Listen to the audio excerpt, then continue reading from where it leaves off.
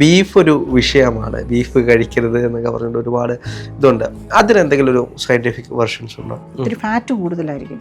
അപ്പോൾ ഈ ഫാറ്റാണല്ലോ ഞാൻ പറഞ്ഞല്ലോ, ഫാറ്റാണ് അവസാനം നമ്മളെ കൺട്രോൾ ചെയ്യുന്നത്. ഈവൻ നമ്മുടെ ബ്രെയിൻ ഉണ്ടാക്കിയിരിക്കുന്ന ഫാറ്റാണ്. ഫുഡിൽ ഇമ്പോർട്ടൻസ് കൊടുക്കുമ്പോൾ പ്രോട്ടീനാണ് ഇമ്പോർട്ടൻസ് കൊടുക്കുന്നത്. പക്ഷേ നമ്മളുടെ ബ്രെയിനും നെർവ്സും ഉണ്ടാക്കിയിരിക്കുന്ന ഫാറ്റാണ്.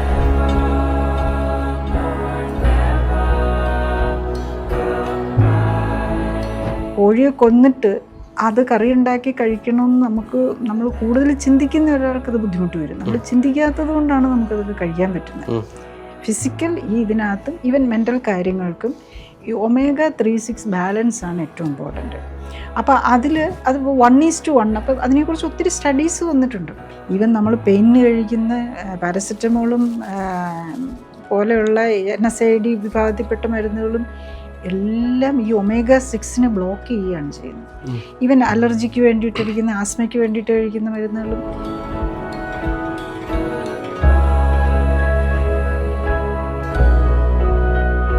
ബീഫ് ഒരു വിഷയമാണ്, ബീഫ് കഴിക്കരുത് എന്നൊക്കെ പറഞ്ഞിട്ട് ഒരുപാട് ഇതുണ്ട്. അതിനെന്തെങ്കിലും ഒരു സയന്റിഫിക് വെർഷൻസ് ഉണ്ടോ? ബീഫ് അതിന് നമ്മൾ അത് റിലീജിയസ് ആയിട്ട് വരുന്ന കാര്യമാണ് വരുന്നത്. അല്ല, അതിനകത്ത് കൂടുതലും സയന്റിഫിക് ആയിട്ട് കലർത്താൻ ആളുകൾ നോക്കുന്നുണ്ട്. പക്ഷേ മലയാളികളെ സംബന്ധിച്ച് ഏറ്റവും ഇഷ്ടപ്പെട്ട ഭക്ഷണമാണ് ബീഫ് എന്ന് പറയുന്നത്. അതിനെക്കുറിച്ച് സയന്റിഫിക്കലി നമുക്ക് പറയാനൊന്നുമില്ല, പറയാൻ പറ്റില്ല. പക്ഷേ നമ്മളൊരു സ്പിരിച്വൽ ഇതൊക്കെ നോക്കുന്നവർക്ക് അതിൽ മനുഷ്യൻ്റെ മാത്രമല്ല, ബീഫ് മാത്രമല്ല, ഏത് ജീവിയെ ആണേലും കൊല്ലുക, തിന്നുക എന്ന് പറയുന്നത്, നമ്മളിപ്പം നമ്മളുടെ പ്ലേറ്റിൽ ഇത് വരുമ്പം എത്ര പേർക്ക് അതിനെ കൊല്ലുന്നത് കണ്ടിട്ട് അത് കഴിക്കാൻ പറ്റും.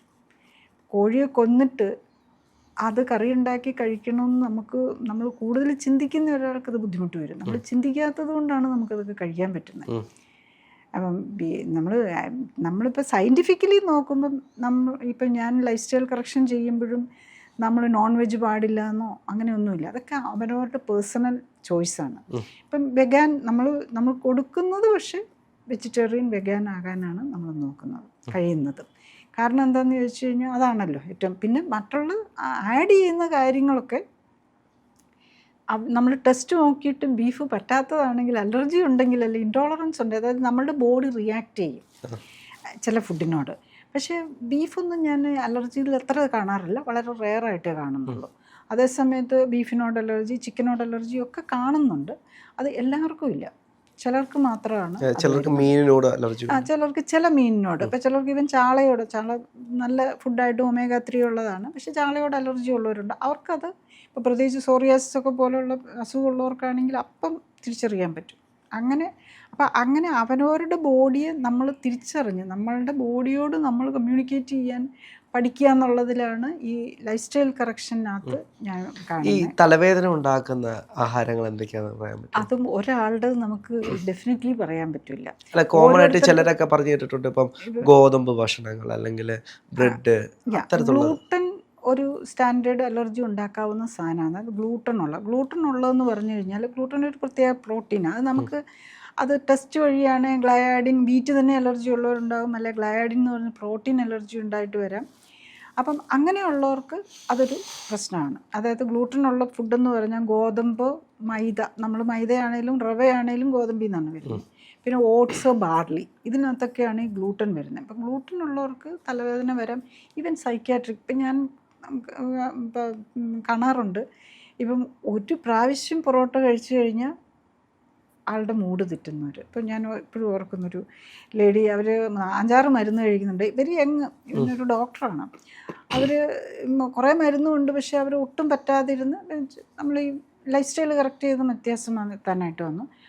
അവർ നമുക്ക് ആഴ്ചയിൽ ഒരു ദിവസം ഇഷ്ടമുള്ളത് കഴിക്കാമെന്ന് പറയും. അപ്പോൾ ഇതിൻ്റെ ഇടയിൽ പോയി അവരൊരു ദിവസം ബാംഗ്ലൂർ പോയിട്ട് പൊറോട്ടയും ഏതാണ്ടൊക്കെ കൂടെ കഴിച്ചു. അപ്പം മറ്റേ ഇതാണല്ലോ, ഗ്ലൂട്ടൻ ഉള്ളതാണല്ലോ.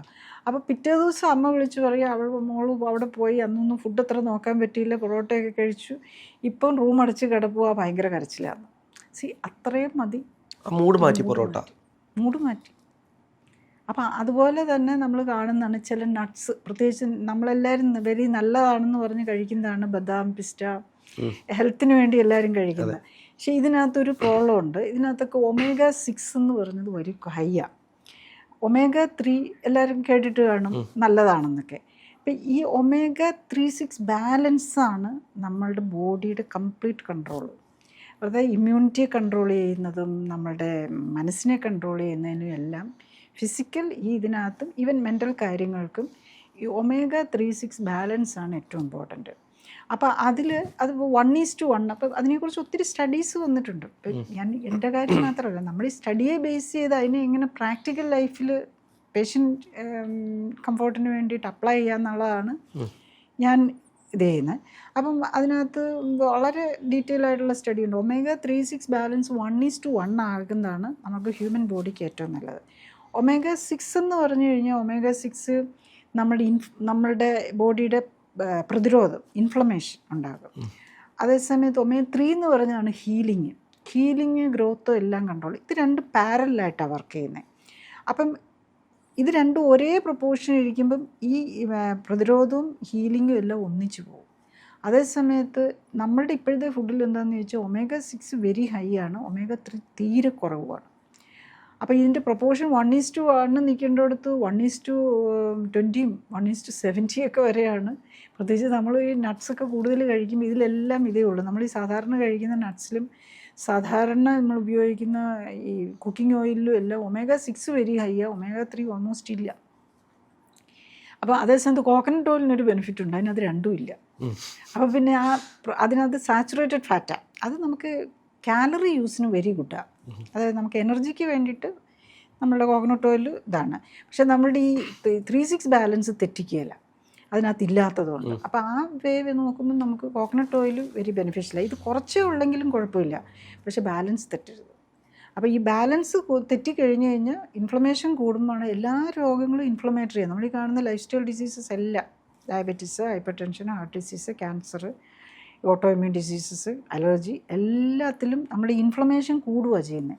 അതുകൊണ്ട് നമ്മൾ ഇന്ന് കഴിക്കുന്ന മരുന്നുകളെല്ലാം ഇൻഫ്ലമേഷൻ കുറയ്ക്കാനുള്ള മരുന്നുകളാണ്.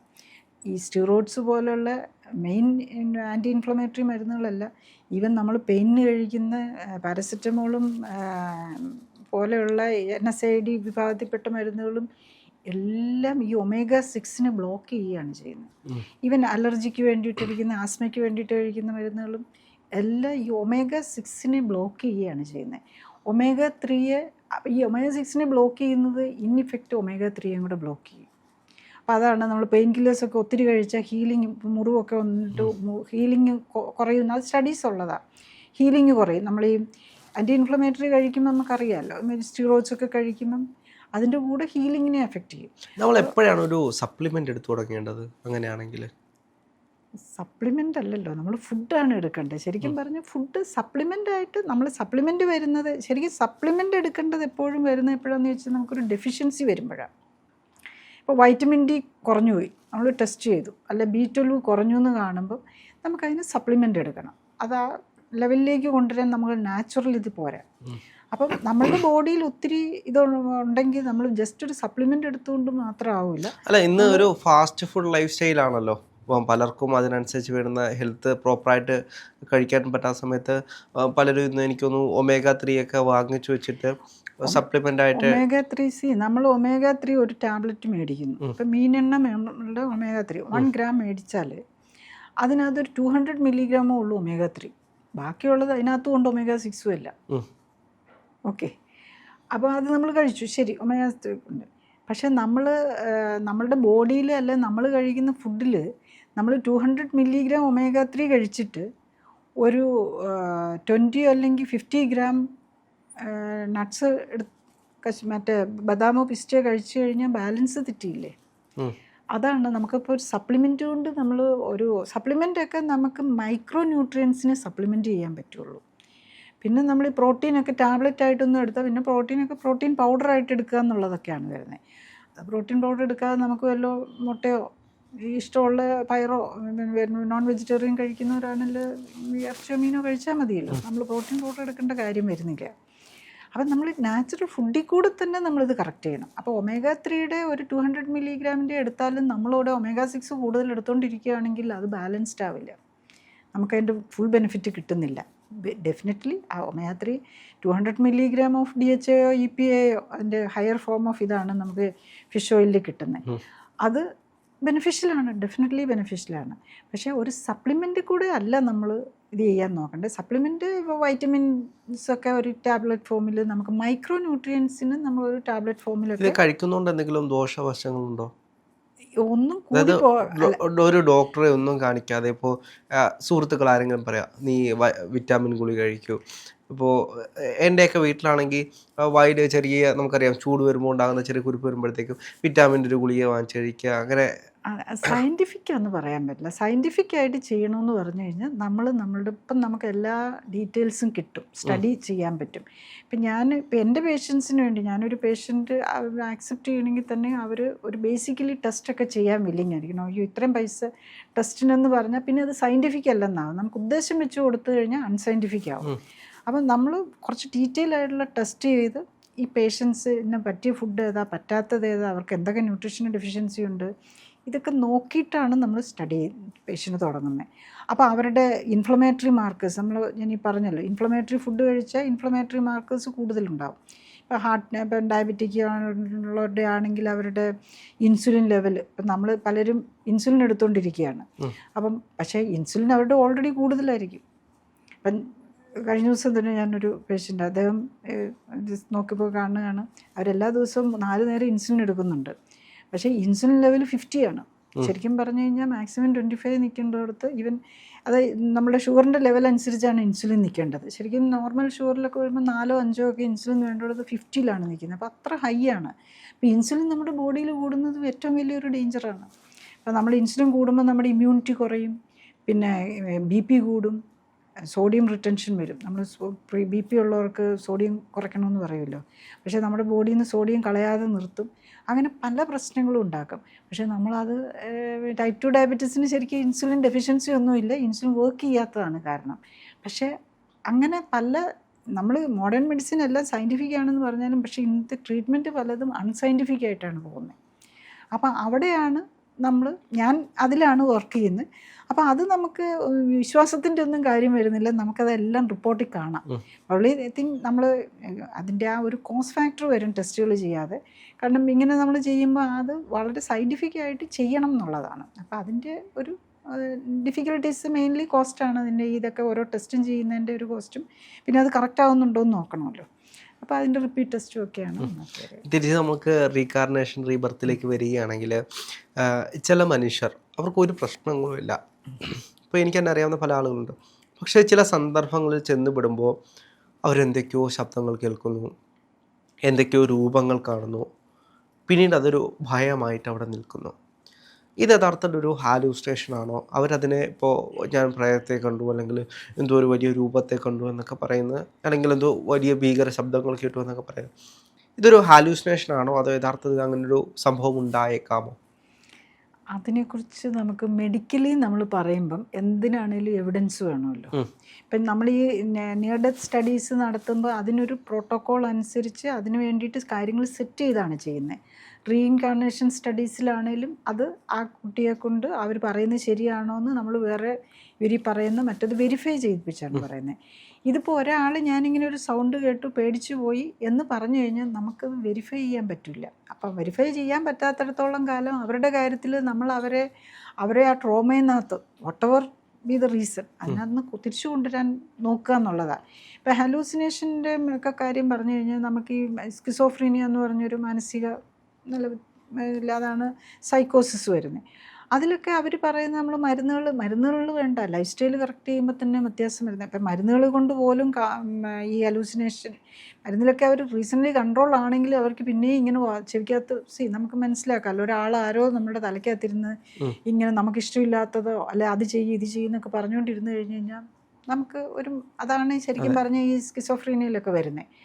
അപ്പോൾ ആ കണ്ടീഷൻ മരുന്ന് കൊണ്ട് കുറയുന്നവരുണ്ട്. ഈവൻ മരുന്ന് വെച്ചിട്ടും കംപ്ലീറ്റ് കിട്ടാത്തവർക്ക് അവർക്ക് വേണ്ട ഈ ലൈഫ് സ്റ്റൈൽ കറക്ഷൻ ചെയ്ത് കഴിയുമ്പോഴേക്കും, അതായത് ലൈഫ് സ്റ്റൈൽ കറക്ഷൻ എന്ന് പറഞ്ഞാൽ അവരുടെ ഈ ഫുഡ് അവർക്ക് ഏതൊക്കെയാണ് റിയാക്ട് ചെയ്യുന്നത് ഇതൊക്കെ നോക്കി അതൊക്കെ ഒഴിവാക്കി, പിന്നെ അവരുടെ ബോഡിയിൽ ഒത്തിരി ഫാറ്റ്, മിക്കവാറും ഈ സൈക്കാട്രിക് പേഷ്യൻസ് ഒക്കെ ഓവർ വെയിറ്റ് ആയിരിക്കും, ഒത്തിരി ഫാറ്റ് കൂടുതലായിരിക്കും.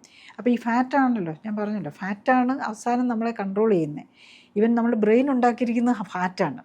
നമ്മൾ മസിൽ നമ്മളെപ്പോഴും ഫുഡിൽ ഇമ്പോർട്ടൻസ് കൊടുക്കുമ്പോൾ പ്രോട്ടീനാണ് ഇമ്പോർട്ടൻസ് കൊടുക്കുന്നത്. പക്ഷേ നമ്മളുടെ ബ്രെയിനും നെർവ്സും ഉണ്ടാക്കിയിരിക്കുന്ന ഫാറ്റാണ്. ഈവൻ നമ്മുടെ ഓരോ സെല്ലിൻ്റെയും ഒരു വാളുണ്ട്, സെൽ വാളുണ്ട്, പിന്നെ ഈവൻ ഓരോ ഓർഗനൽസ്, ഈ സെല്ലിനകത്ത് ഓരോരോ സാധനങ്ങളുണ്ട്, അതിനെ കവർ ചെയ്ത് മെംബ്രെയിനുണ്ട്. ഇതുണ്ടാക്കിയിരിക്കുന്ന ഫാറ്റാണ്. അപ്പോൾ ഫാറ്റാണ് നമ്മളെ കമ്മ്യൂണിക്കേറ്റ് ചെയ്യുന്നത്, നമ്മൾ പ്രൊട്ടക്റ്റ് ചെയ്യുന്നത്.